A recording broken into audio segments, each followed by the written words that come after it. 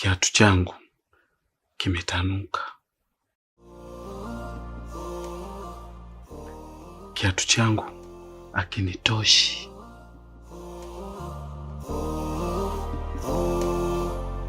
Hau mimi ndo yule mjinga aliyekataga shule chekechea, maana nimekosa hoja kujitetea. Inanikunja inanipindapinda dunia, tofauti na mama alivyonilea.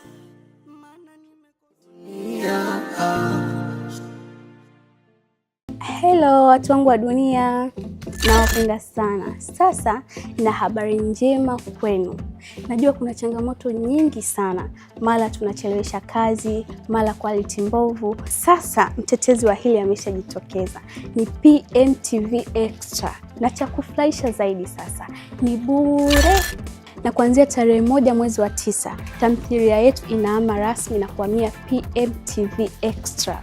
Cha kufanya sasa, ingia katika app yetu ya Play Store na download PMTV Extra, au ingia kwenye website yao pmtvextra.co.tz. Yani huko ni kuburudika zaidi.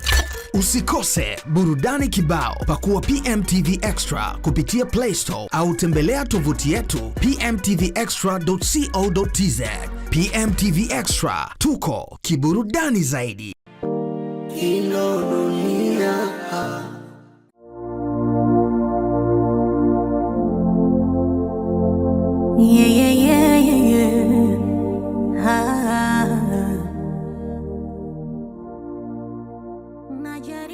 Hongera kwa kujifanya mjanja, kujifanya msiri, mwizi. Lakini pia pole, kwa sababu mtu ambaye pia ulikotaka ujaribu kufanya huo wizi kwake, yeye mwenyewe amebobea kwenye sanaa ya wizi. Kwa sio kazi rahisi, lakini na uhakika kwa 100% mimba yangu bado unayo. Na jana tu ulikuwa clinic na mmeo, na maendeleo yanaonekana ni mazuri. And by the way, kichanga saizi kina miezi 2. Kwa hiyo bado baba Kija niko na nitakuwepo sana kwa ajili ya kusubiri mtoto wangu niweze kumshuhudia. So tafuta lugha nyingine ya kusema, lakini lugha ya kwamba hauna mimba hiyo imeshakwisha. Wewe ni mama Kija na mimi ni baba Kija. Ongea. Ati mama funywa. Umejua. Ni kweli mimba ninayo. Lakini naomba nikukanusha hapo kidogo. Mimba sio ya kwako. Mimba ni ya kwangu mimi kwa sababu mimi nimeibeba.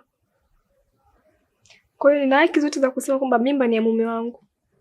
Sio ya kwako. Kwa sababu wewe ni mwizi. Kwanza mimi ni mke wa mtu. Hicho cha kwanza. Cha pili, hii mimba imepatikana kwenye nyumba ya Kawina. Kwa maana hiyo ana haki zote za hii mimba. Sio kama nampa tu. Yaani ana haki na hii mimba ndio maana nampa. Afu kingine, jiangalie. Masoko kunifuata kunizungusha huko ndani sitaki. Kwa sababu nina uwezo wote wa kukufanya wewe ukafukuzwa huko ndani. Lakini nakuangalia tu na kuacha unanichukulia poa. Sitaki.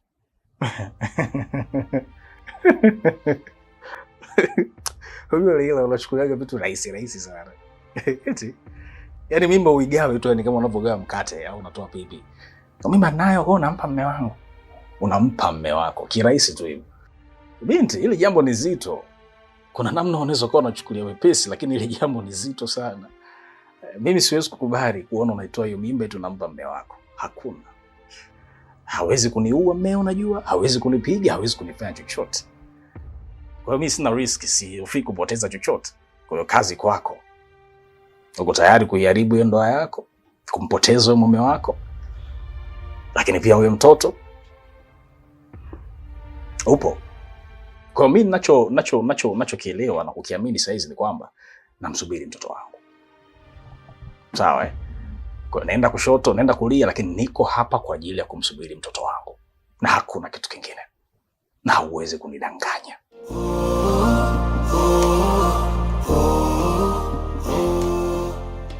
Vipi tena?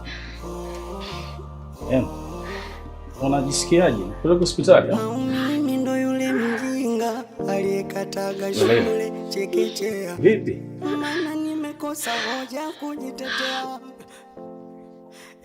Nimekunja na nipinda dunia tofauti na mama alivyonilea. Nimekosa nguvu kujitetea. Nipesha tu kidogo. Nimeoza ndani kwa ndani, natembea ingali nimekufa. Mawazo yameniweka mtu kati, kujiongoza siwezi. Bora tange kwa ndege angani, kwa mbawa zangu ningeruka. Thamani ya utu wangu bei ya chapati.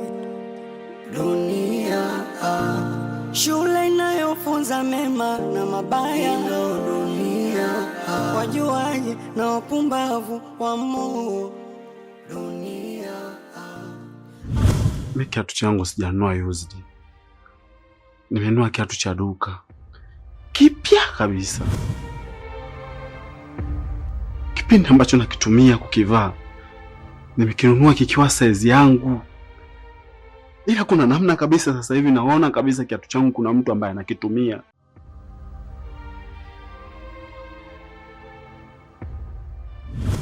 Yeye ni mguu wake mkubwa kuliko wa kwangu mimi. Ningejua hoja mwisho wa safari, na nisingefanya ikisha kukuta ajali. Ningejua wajibu wangu, nisingekutana na hili. Kiburi cha moyo. Mambo mchumba. Vipi kulikoni? Salama kweli?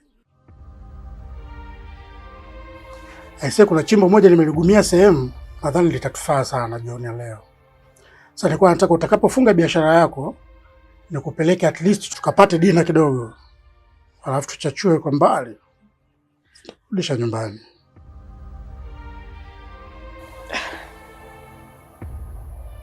Kisinza, naomba uniache kwanza. Vipi? Kwa nini? Nahitaji tu kwa mwenyewe. Naomba niache na maisha yangu. Sina maana kuwa tuachane. Hapana. Kwa sababu tayari tulishakubaliana na siwezi nikakuacha kirahisi hivyo. Ila naomba kwa sasa hivi usinipigie simu. Wala sihitaji ukaribu wote na wewe. Fanya kama hatujuani kwa muda. Lakini mambo yangu mimi yakikaa sawa, tutarudisha mawasiliano. Kuna namna mume wangu ameshaanza kuhisi. Nini? Kwa ninahofia sana ndoa yangu isije kuharibika. Imekuwaje yani? Maana kuna mtu alimwambia au kuna kitu alikiona baina yetu? Kuna vitu vingine mimi siwezi kuvielezea. Ila naomba ibaki tu kuwa hivyo. Mume wangu ameshaanza kuhisi kuwa mimi namchiti na mwanaume mwingine. Na kama akija kuthibitisha hilo, hiyo ni mbaya sana kwangu Kisenza. Inaweza ikasambaratisha ndoa yangu. Kwa naomba ubaki na maisha yako.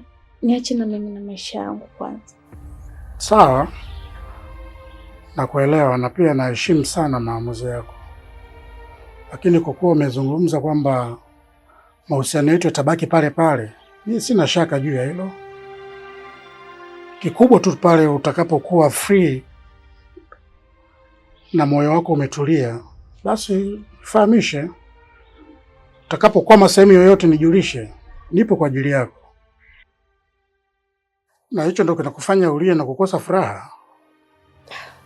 Kisenza, naomba uende kwanza. Sawa. Nikisema nikupe hiki kichwa huwezi beba, takufa kwa mawazo. Jamani, msione nalewa, ndio maana nalewa. Sinywi mitungi kwa sifa, yanayonifelisha ndo chanzo. Kurudi home unachelewa, nyamuwezi elewa. Nimeoza ndani kwa ndani, natembea ingali nimekufa. Mawazo yameniweka mtu kati, kujiongoza siwezi. Bora tange kwa ndege angani, kwa mbawa zangu ningeruka. Thamani ya utu wangu bei ya chapati. Dunia shule inayofunza mema na mabaya. Ina shida na wewe. Sasa utakwenda chooni nikupe mimi maji ndani. Manake hiyo ndoo wewe hauna maji ndani, si ndo manake? Kwa hiyo ulivyokuwa unakula ulikuwa ufikiri kama kuna kwenda chooni. Sasa saizi umekaa na mdoo hapo, mjomba na shida na wewe. Sikupi maji mimi. Unafanya kazi gani hapa? Wala shida sio maji. Shida na mazungumzo tu binafsi na wewe. Una maongezi na mimi? Haya, kwa mimi nikufuate wewe. Wewe si ndo mwenye shida? Mimi ninavyojua mkwe anathaminiwa. Saizi faster tu, mtoto aliolelewa vizuri na wazazi wake tayari kesha kuja hapa. Changamka basi, changamka kidogo, eh?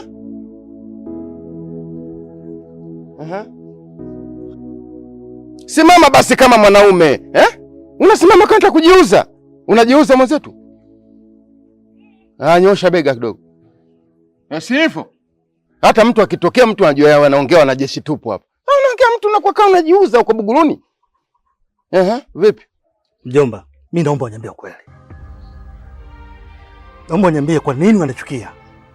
Maana nawaza nafikiria, lakini naona hii hali mimi inanitesa. Kuna namna hii hali mimi inanichoma, inaniumiza ndani ya moyo wangu. Kuna muda unanisema mbele ya mke wangu kila mara kila muda, toka niko kule mpaka hapa bado tu inaendelea. Sasa kwa nini mjomba, kwa nini unachukia? Shida ni nini haswa? Tangu nimwoe binti yako sikuwahi kupata raha. Hali ya mimi nakuheshimu, na kuchukulia kama mzazi wangu, lakini bado yote ujali mjomba, unazidi kunipa mateso. Kwa nini mjomba inakuwa hivi? Shida ni nini haswa? Hebu niambie wewe kiume, mimi kiume, tuongee hapa tu yamalize. Kama kuna jambo nimekosea, niambie mjomba. Nini tatizo? Tena nilikuwa nakusubiri kwa hamu, mjinga mkubwa wewe. Mimi nilivyokuwa najua ninavyokugonga maneno yale kwamba akili haiji. Sasa hivi akili inafunguka. Nikugonga maneno, nikukupiga maneno, nimekupiga maneno. Sasa ndio umewaza umekaa, akili ya kiume inakuja sasa. Ndio nilivyokuwa nataka unielewe. Hivyo mimi nikuuliza swali. Wewe una binti yako, mtoto wa dada yako, alafu anaolewa na mtu ambaye wote mnafana na akili. Wewe unajisikiaje? Unajua kabisa huyu mtu mwenyewe anayemuoa huyu mwenyewe huyu njunga tu. Hana mbele wala nyuma. Mjanja tu wa kufugwa. Wewe utajisikiaje?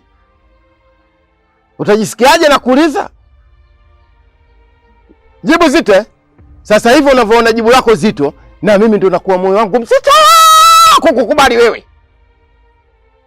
Yaani sikukubali hata kidogo. Sisi familia yetu maskini. Alafu mimi nimemlea, sio kwa sababu gani nimemlea mwenyewe, najua baadaye napiga hela. Lakini sikuwa na lengo kama tapata mbuzi Katoliki kama mjinga maskini una hata 100. Ni kwa sijui hilo. Na kupendaje? Watu wamekuja kina JSM walikuwa wanambembeleza mimi. Mjomba vipi mwanao huyo? Mwanao mbona na rangi ya chocolate, mbona tumemuelewa? Alikuwa sasa hivi angekuwa dabani. Lakini akaja kanasa na wewe, sijui ulikutana naye. Ulikutana naye wapi wewe? Au umemloga wewe? Mbona mimi nakuwa sielewi? Maana kwetu sio kawaida, wewe mshirikina wewe. Nikikuangalia una kinyota hapa juu. Si mwenyewe tumehangaika sana kwa waganga. Sisi unavyotuona tumehangaika sana kwa waganga. Wewe mchawi wewe mtoto. Fanya kazi. Fanya kazi, mkono mtupu wa ulambwi. Umenielewa? Sasa mpaka sasa hizi wewe upo hapa mpaka sasa hivi muda huu. Wewe upo nyumbani hapa. Unaoshaosha vyombo tu. Mkewe yuko wapi? Sikaenda kutafuta hela. Shangazi yako yuko wapi? Sikaenda kutafuta hela. Mimi mwenyewe kamanda ndio saizi natoka hapa. Nimeshavaa kama jemedari fulani ambaye brigadia anaingia kwenye kikosi. Umeelewa? Wewe umetulia. Sasa wewe fanya kazi hii utaifua hii ya shangazi yako. Shangazi yako mdogo hapa nimemchukua mtoto under 17. Utaifua, shika hii. Kamata basi. Wewe mpumbavu kweli. Uifue itakate hiyo. Sasa fua ujifae kama unaikomesha uitatue nzima hii. Tena itakati hapo katikati, unajua hapo kuna kiunjano kidogo tu, lakini utairekebisha. Umeelewa? Ifua hiyo. Wenzetu tunafanya mambo mpaka tunapewa tunzo. Kwa ajili ya kumbukumbu tu, vitu vinakaa mfukoni. Wewe utanielewa tu. Nikisema nikupe kichwa huwezi beba. Angalia sana sura hii. Jamani msione nalewa. Ndio maana nalewa. Sinywi mitungi kwa sifa, yanayonifelisha ndo chanzo. Kurudio munachelewa, nyamuwezi elewa. Nimeoza ndani kwa ndani, natembea ingali nimekufa. Mawazo yameniweka mtu kati, kujiongoza siwezi. Bora tange kwa ndege angani, kwa mbawa zangu ningeruka. Thamani ya utu wangu bei ya chapati. Ujumbe wako nimeupata. Lakini namna ambavyo umetumia ujumbe kuniwasilishia ndo sikupenda. Jordan, wewe unajua mimi yule ni mamangu. Huwezi tu ukamwambia vitu yani kwamba eti nampenda mwanao, sio nataka kumuoa, sijui kama uliona kama ulikosea. Yaani kibinadamu sikupenda. Yaani kiuhalisia tu sikupenda pia. Lakini mimi nikaona tu niamalize then nikuite tuongee sisi wenyewe. Unajua nini? Kwani wewe unataka nini kwenye maisha yangu mimi? Hebu niambie basi, labda kuna kitu unakitaka mimi nikulipe nimalizane na wewe. Mimi nakujua vizuri wewe. Sio kwamba nimekuona jana au nimekuona juzi. Yaani nakujua vizuri mno. Yaani inashangaza this time unajifanya wewe ni innocent. Imekuwaje? Na kingine, hiyo ajenda ambao unanihubiria mimi na kumwambia mama, mbona sioni ndani yako Jordan? Hivi unajua kuna mwanaume akisema kwamba mimi nataka kuoa unaweza kumuelewa. Lakini sio wewe. Sasa naona kama hivi vitu mbona kama vinaendelea kuwa vingi afu viko serious mpaka unafika kwenye familia yangu. Leo nimeona nikuite hapa nikuulize. Unataka nini kutoka kwangu?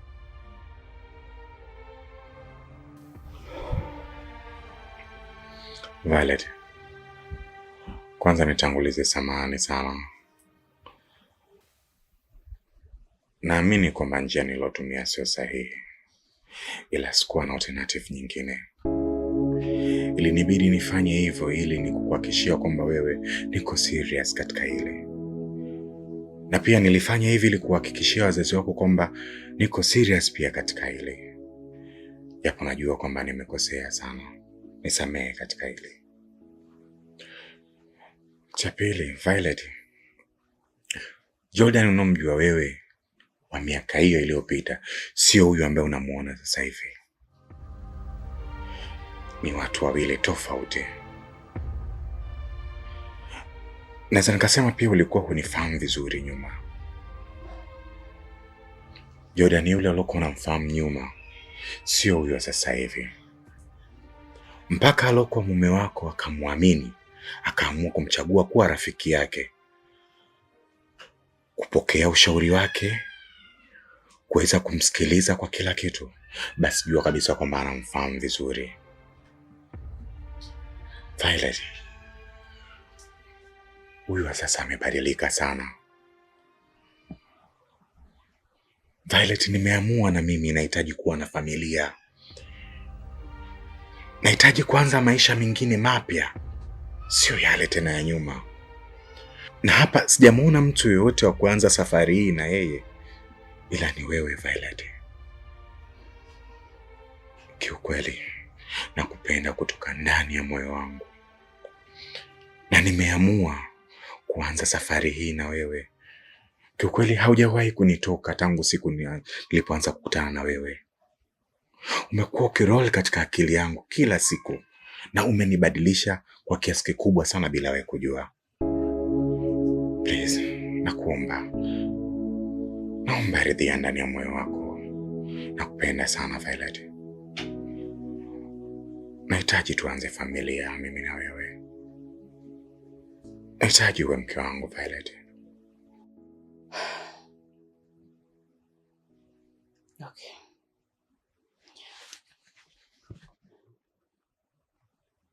Yaani unachokiongea unamaanisha, si ndio? Violet, niko tayari kwa chochote kile utakachokitaka. Lolote lile utakalo lisema mimi niko tayari kulifanya, ili mradi tu nielewe. Are you sure utanipenda kweli? 100%.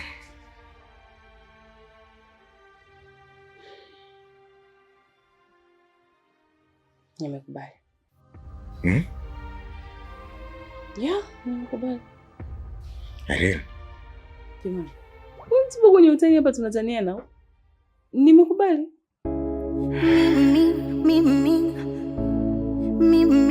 Mimi nimetekwa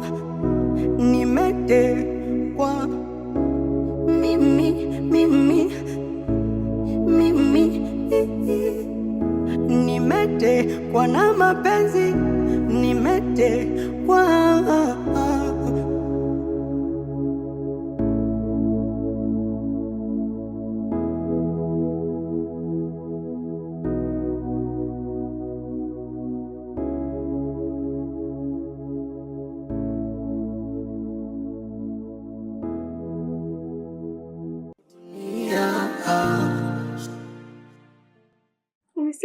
Hapa hivi. Nye. Kwa kumbe mimi nikitoka wewe unamchukua huyu mwanamke wa jirani unatembea naye? Wife. Kwa hiyo brother, mimi namtafuta mke wangu uko nje, umemfungia ndani kwako, si ndio? Lakini sio kwa ubaya. Mimi alikuja hapa akataka nimuelekeze jinsi ya kuweza kupata bando la kutosha kama ambavyo mimi na wife tunapata kupitia kwa Chris Bando. Na ndio nikana muelekeza hapa. Issue ni kuwa na line ya Halotel tu. Unaweza kupata GB 8 kwa shilingi 10,000 tu na ukazitumia ndani ya mwezi mzima. Na kwa mfano blaza, kama unataka uthibitishe ukitaka kuwasiliana na Chris Bando, kuna namba zake hizi hapa, ziko 4 lakini mimi nakutajia 2 tu.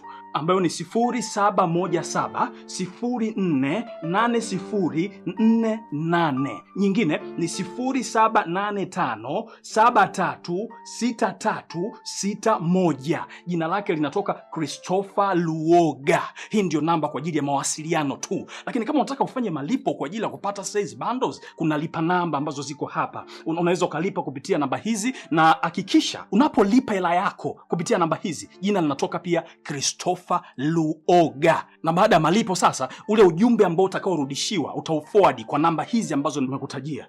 Na kama uamini blaza, na ni hapa. Wife, mtondoke. Wewe. Hivi tu wife.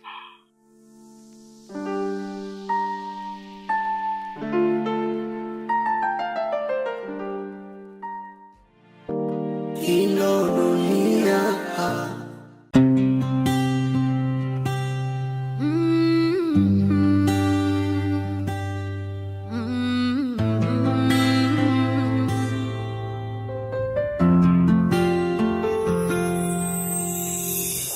moyo wake umevunjika sana, angeweza kurudisha siku nyuma, si angechagua zile siku za furaha. Mbaya angefuta moyoni, anatazama kila pande, anakosa pa kushika. Moyo una matobo makubwa, hayawezi kuzibika.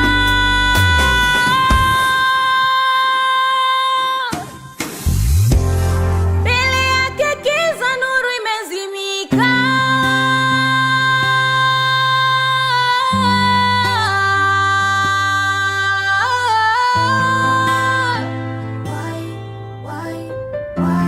Mbele yake giza, nuru imezimika.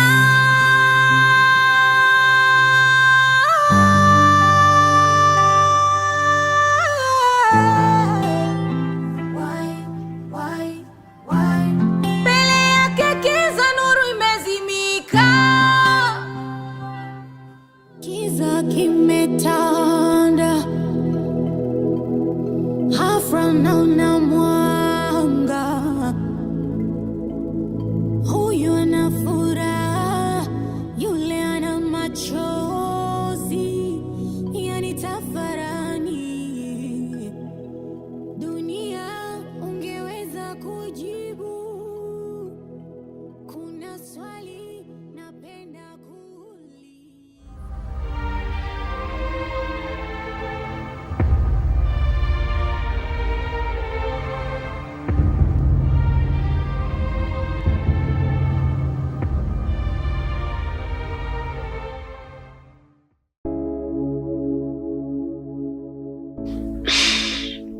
Kwanza samahani, mwanangu samahani. Manyanya pia samahani. Najua imekuwa ghafla. Najiuliza kwa nini nimeitisha kikao. Lakini nimekaa nimetafakari, nimeona ni bora niseme ukweli. Kwa sababu najua mwanaume wangu unanipenda na hutaki niteseke. Sasa naona kama nikiendelea kukaa na hili jambo moyoni na kukosea mwanaume wangu. Alafu mimi mwenyewe ninanitesa. Kiukweli kabisa linanitesa. Kwa hiyo acha tu niwe mwazi, niongee kila kitu, kwa sababu naona nakuazika. Ndio maana nikuta Manyanya, kwa sababu pia linakuhusu. Na pia mume wangu, wewe pia linakuhusu. Yaani kiufupi linatuhusu wote. Kwa hiyo ndio maana nataka leo niseme tu ukweli.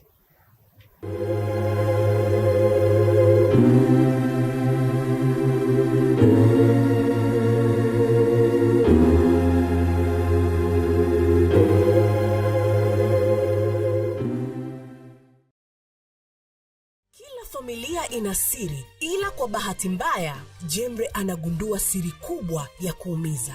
Mimi na mama yako sio wazazi wako. Kipindi anafuatilia ukweli huo, anapata ajali mbaya inayopelekea kifo chake. Wakati huo Nazil pacha wake anaishi bila kujua ukweli huo na kulazimishwa kuolewa ili kulipia madeni ya baba yake. Mimi nafanya ya kwa ajili yako, atakuwa mume mwema sana. Kitu cha ajabu kinatokea baada ya familia Aslan kumuona Nazil na kumfananisha na Jemre aliyefariki. Mama!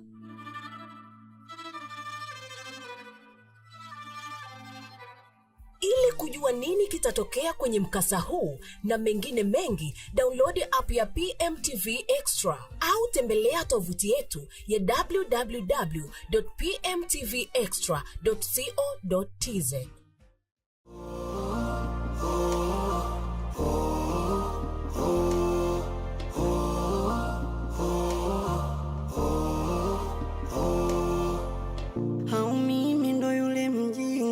Aliyekataga shule chekechea, maana nimekosa hoja kujitetea. Inanikunja inanipinda pinda dunia, tofauti na mama alivyonilea, maana nimekosa nguvu kujitetea.